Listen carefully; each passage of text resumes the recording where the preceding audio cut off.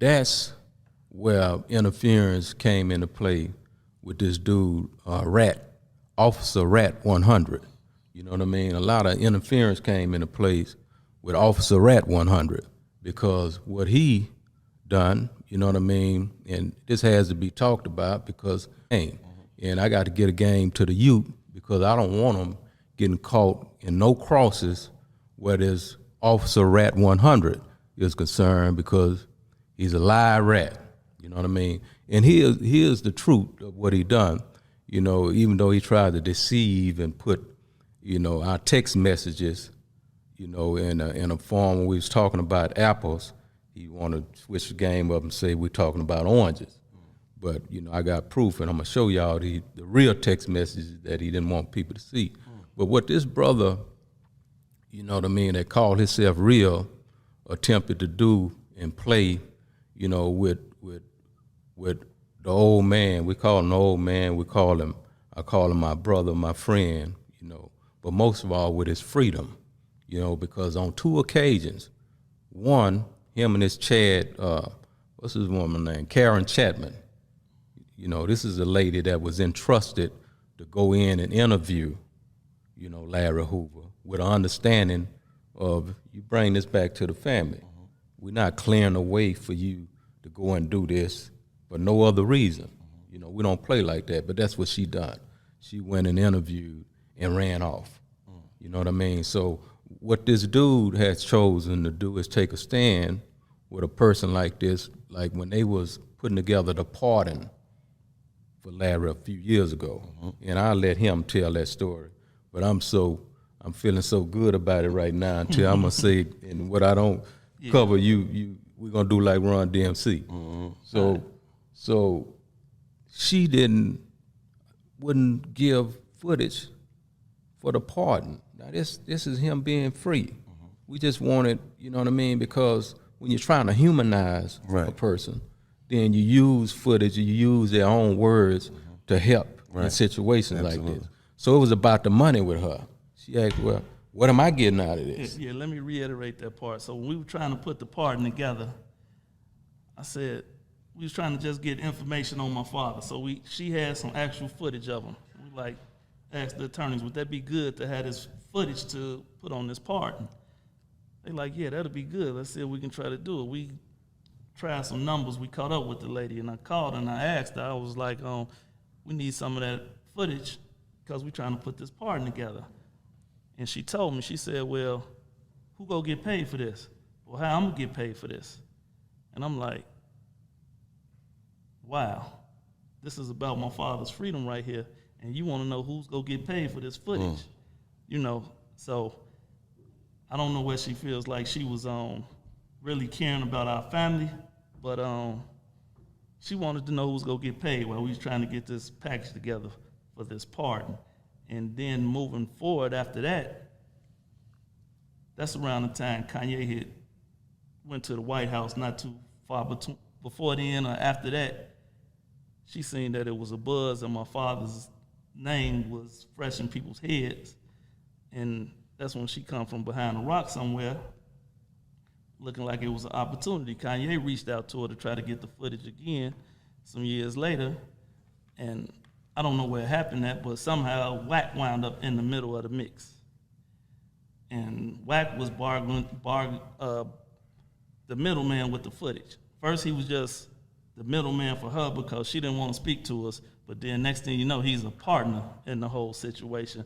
This is his footage, he got it, and blah, blah, blah. So yeah, what this clown done, you know, head up, like we right here, he was somebody else. You know what I mean? He portrayed to be, oh, I'm down with y'all.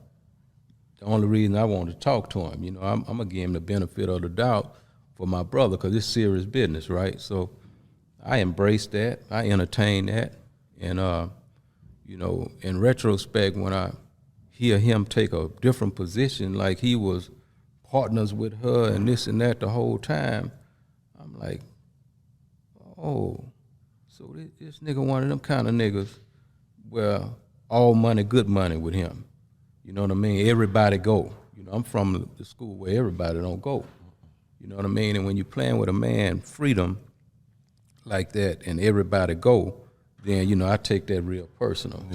You know what I mean? So that's why, you know, I want all the culture, because I'm a nigga that stand for the culture. You know what I mean? I love the hip-hop culture. You know, I put in a lot of work where the hip-hop culture is concerned. I blaze the trail. You know what I mean? And when I see one, you know, trying to shit on Tupac, trying to shit on Nipsey, trying to shit on, you know, the homie Big U out there, trying to shit on Master P, you know, good nigga, real niggas. You know, Meek Mill. You know, I see a nigga get on a podcast and with another rat and go off on 21 Savage. I'm like, oh, this nigga got diarrhea at the mouth. He like full of shit, right? He the type of nigga that will shit in the bed and blame it on the baby. You know what I mean? Imagine that. You know, you take a raw shit in the bed and say, that's the baby shit. I ain't shit it. You know what I mean? This is how he go to trying to change narratives and different shit about the truth. And what be real cold about it is some people get lost along the way. You know what I mean? They get lost along the way and they'll roll off a cliff with, you know what I mean, Officer Rat 100. And, you know, I don't like the shit, man. I'm going to calm down and let y'all talk. But I hope the people feel me because, you know, I ain't the type of nigga. I don't believe in using a rat. And, like, some niggas call them punks. I remember calling niggas sissies. So he like a sissy to me. You know what I mean? He's a sissified nigga to me. And I can say a whole lot of other things, but we on $1 million worth of game. Right.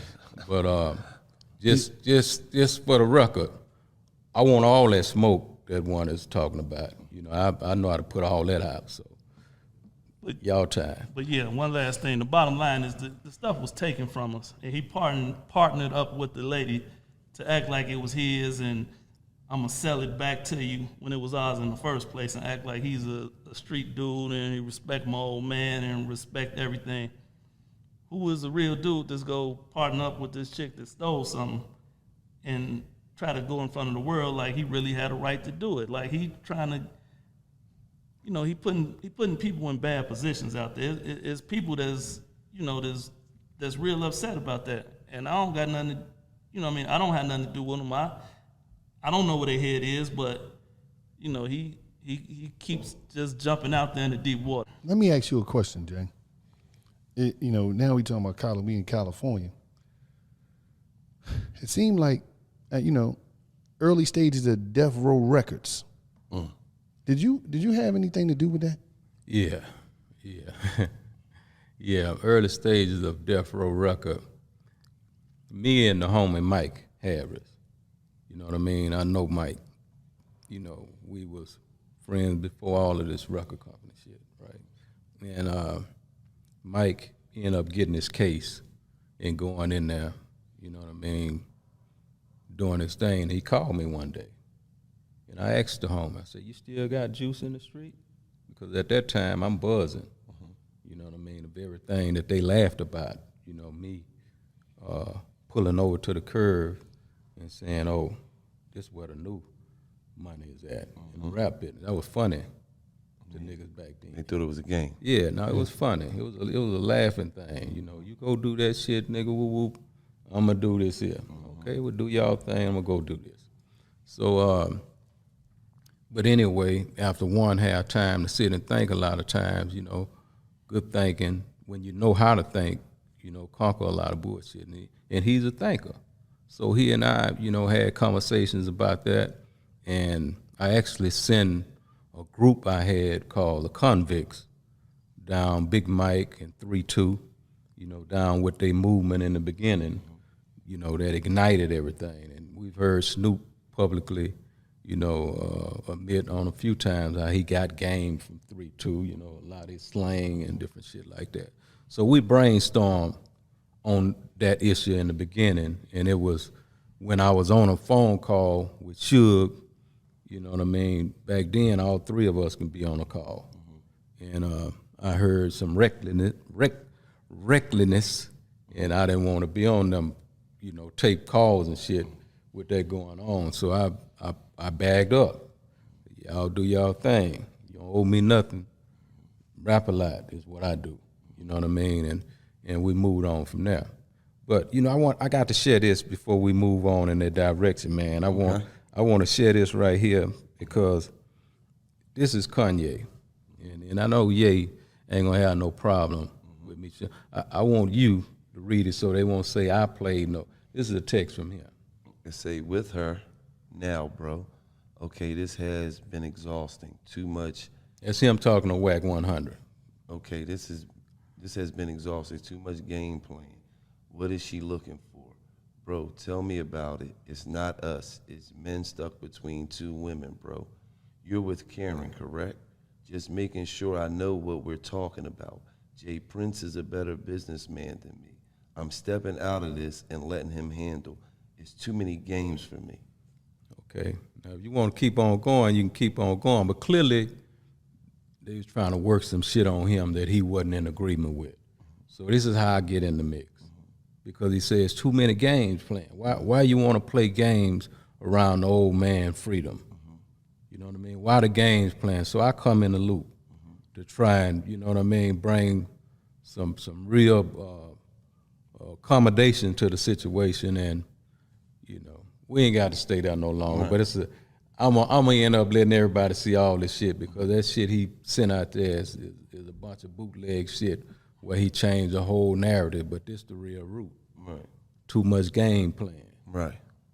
Now, you let him go on the therefore you say, you know what, Mike, Suge, I'm gonna stay out of this. I'm gonna let y'all handle your business, be based off a dispute over the phone. I said I'm back up. But I noticed that you got a lot of respect in California. What's that about? Yeah, well, I believe, man, that the real respect the real all over the world. You know what I mean? When you really see it and tap into it. I'm that way. If I see a real, if he on the moon and I see realness, I'm gonna embrace it. I'm gonna salute it. I'm gonna respect it. I ain't no hater. You know what I mean? Some niggas hate realness when they see it. They genuinely is on the move to keep niggas that's locked up. You know, this is what Officer Rat 100 doing. A nigga that's locked up, he working to keep them locked up. And niggas that's free, he working to get them locked up. But in California, you know, I've been playing out there for a long time. You know what I mean? I got a lot of groups that I put out in California. You know, a lot of rolling 60 homies, jungles. You know, I rode by myself through all these hoods. I met these, I was solo, went in the jungle, went to the rolling 60s, build relationships. And, you know, things grew from there. You know, it grew from there. I let them know I ain't hating on your red, I ain't hating on your blue, I'm green. Right. You know what I mean? That's the flag I'm waving, that money green flag. You know what I mean? And that's the flag everybody respect. Yeah, I mean, so, you know, they recognize the real, I recognize the real, and a lot of strong relationships out there even to this day.